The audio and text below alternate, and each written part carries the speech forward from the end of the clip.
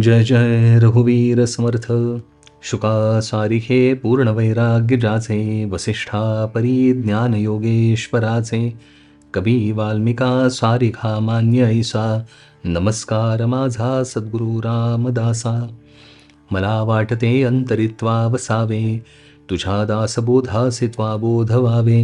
अपत्या परी पाववी प्रेमग्रासा, महाराजया सद्गुरू रामदासा.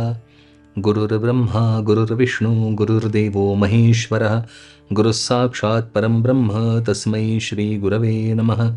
जय जय रघुवीर समर्थ. दासबोध दशक 13वा, समास 3, उभारणी निरूपण. हे संपूर्ण विश्व जे आपल्याला दिसतं आहे, जे मला भासतंय, जे अनुभवाला येते, जाणवत आहे, असं हे सगळं विश्व हे झालं कसं, ह्याचा आपल्या ऋषीमुनींनी खूप खोलवर विचार केला आहे. सामान्यपणे आपल्या सगळ्यांच्या सृष्टीमध्ये, आपल्या सगळ्यांच्या विचारांमध्ये, किंबहुना जे आपल्याला अनुभवायला येतं नेहमी, त्यानुसार मी समजा घर बांधायचा प्रयत्न केला, मी एखादी वस्तू निर्माण करायचा प्रयत्न केला, तर निर्माण करणारा कोणतरी असतो. घर बांधायचा विचार केला, घर उभं राहतं, तेव्हा उभा करणारा कोणतरी असतो. तेव्हा उभा करणारा असल्याशिवाय उभं काही राहत नाही. म्हणून ह्या समासाचं नाव आहे उभारणी निरूपण. ह्या सगळ्या विश्वाला ज्याने उभं केलं, तो कोण आहे नक्की, कसं उभं झालं, ह्याचं समर्थ आपल्याला सगळं समजावून छानपैकी सांगतायत. समर्थ म्हणतात, ब्रह्म घन आणि पोकळ, आकाशाहून विशाळ, निर्मळ आणि निश्चळ निर्विकारी. ब्रह्म कसं आहे, आपल्या सगळ्या ऋषीमुनींनी, सगळ्या संतांनी ज्याच्याबद्दल पक्क सांगितलंय की ब्रह्म कसं आहे, तर ते निर्मळ आहे, निश्चळ आहे, निर्विकारी आहे. ते प्रत्यक्ष काहीही करत नाही. निर्मळ आणि निश्चळ निर्विकारी, विकार होत नाही, त्याच्यात बदल काही होत नाही. आणि मी काहीतरी करतो तेव्हा काहीतरी बदल करतो, त्याच्या ठिकाणी बदल होतच नाही, असं निर्विकारी आहे. असं ते निश्चल आहे, ते हलत नाही.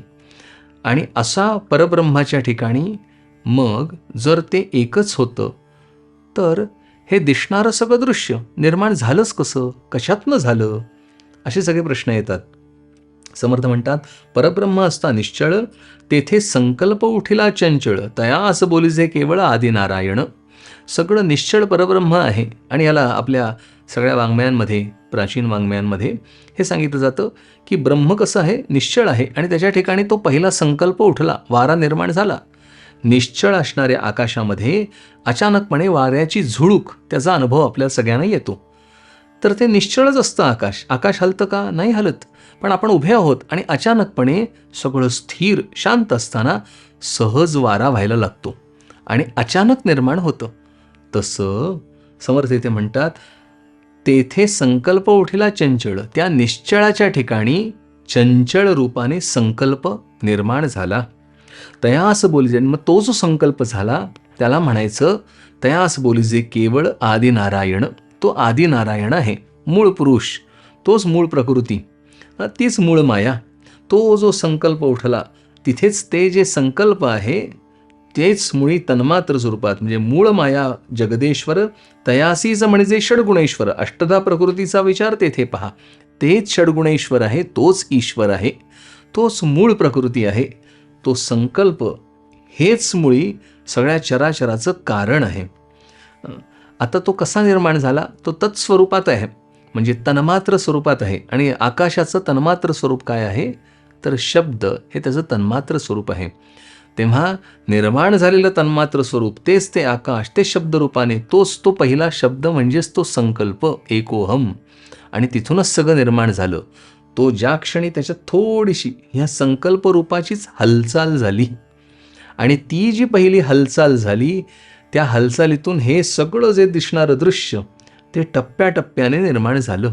स्थिर असणाऱ्या आकाशामध्ये वायू, वायूपासनं अग्नी, अग्नीपासनं पाणी, पाणीपासनं पृथ्वी, आणि पृथ्वी हीच बीजरूप आहे.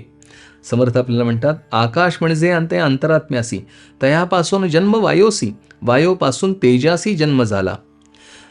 आकाशापासून अंतरात्मा निर्माण झाला.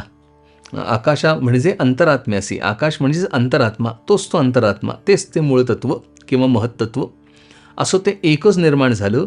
त्याच्यापासून निर्माण झाला वायू, वायूपासनं अग्नी, अग्नीपासनं आप, आपापासनं पृथ्वी. आता ही जी पृथ्वी निर्माण झाली ती बीजरूप आहे. पृथ्वीची निर्मिती म्हणजे पंचीकरणानंतर हे जे आता दिसणारं सगळं आहे ती पृथ्वी निर्माण झाली आणि ती बीजरूप आहे. आणि त्या बीजापासनं अन्न, अन्नापासनं मनुष्य, मनुष्यापासनं रेत आणि रेतापासनं पुढल्या मनुष्याची निर्मिती. त्या भूगोळाचे पोटी अनंत बीजांची या कोटी, पृथ्वी पाण्या होता भेटी अंकुर निघती. आणि पृथ्वी आणि पाणी हे एकत्र आलं की तिथे अंकुर निर्मिती होते. आणि हा आपल्या अनुभवाला येतो. पाऊस पडला की ठिकठिकाणी आपणहून गवत उगवायला लागतं, आपणहून झाडं काही उगवायला लागतात. कारण ती बीजरूप आहे. पृथ्वी ही बीजरूप आहे. त्याच्या ठिकाणी बीज आहेतच, फक्त अंकुर फुटण्यासाठी पाण्याची आवश्यकता आहे. ज्या क्षणी पाणी पडतं त्या क्षणी ते बीज धरतं आणि त्याला अंकुर फुटतो आणि मग हे अंकुरातनं सगळं पुढचं निर्माण होतं. तसंच मनुष्यापासनं, प्रत्येक प्राण्यापासनं इतर प्राणी निर्माण होत जातात की ही सगळी सृष्टी भरून जाते. समर्थ म्हणतात, मूळी अष्टधा प्रकृती अवघे पाण्यापासून जन्मती, पाणी नसता मरती सकळ प्राणी. पाण्याविना प्राणी मरतात. म्हणजे पाणी एकत्र आलं की निर्मिती झाली, असा हा उभारणीचा क्रम आहे. हे सगळं सृष्टी त्या एका संकल्पातून निर्माण झाली आहे. म्हणून संकल्पच फार महत्त्वाचा आहे. तो संकल्प हा मानसिक असतो, केवळ संकल्प आहे आणि तो म्हणून मानसिक असतो आणि तो भ्रमात्मक असतो. म्हणजे प्रत्यक्ष काहीच नाही पण झालेलं मात्र दिसतंय. तर समर्थ म्हणतात, व्यवसाय प्रवृत्ती निवृत्ती दोहीकडे पाहिजे प्रचिती. प्रचितीवीण अनुमाने असती ते विवेकहीन. ते विवेकहीन आहेत जे केवळ अनुमानाने कार्य करत आहेत. म्हणून तर हे सगळं समजावून सांगण्याचा खटाटोप समर्थाने केला आहे.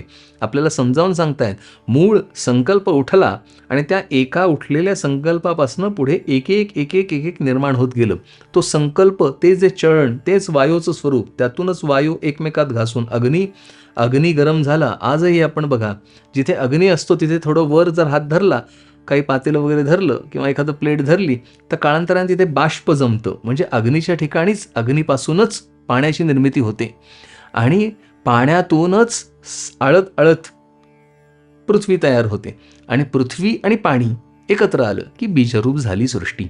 म्हणून समर्थ इथे म्हणतात, ही प्रत्यक्ष मला अनुभवाला येतं सामान्य व्यवहारात. ह्या प्रचितीला अनन्यसाधारण महत्त्व आहे.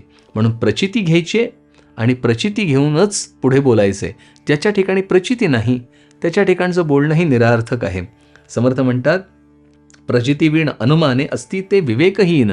जे प्रचितीशिवाय कार्य करतात ते विवेकहीन आहेत. म्हणून प्रचिती कसली घ्यायची आहे, ह्या सगळ्या सृष्टीक्रमाची.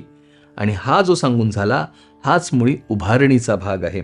मुळापासून शेवटवरी अवघ्या आत्मारामाची करी आणि विवरी यथायोग्य. हे सगळं जरी झालेलं दिसलं तरी हे जे सगळं झालेलं आहे ते मूळ संकल्पातून त्या आत्मतत्वाच्या ठिकाणी, म्हणजे तो मूळ संकल्प म्हणजेच तो ईश्वर महत्त्व किंवा ते आत्मतत्व, आणि त्याच्या पुढे जे आहे ते परब्रह्म म्हणजेच आत्मतत्व धरूया. तर त्याच्या ठिकाणी हा संकल्प हा भ्रमात्मक आहे पण झालेला आहे असा भास होतो आहे.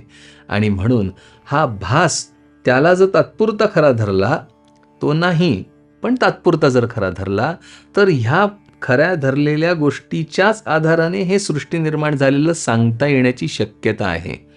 आता माझ्या अनुभवाला ही सृष्टी येते म्हटल्यानंतर तो झालेला आहे असा नाईलाजाने ठरवावा लागतो.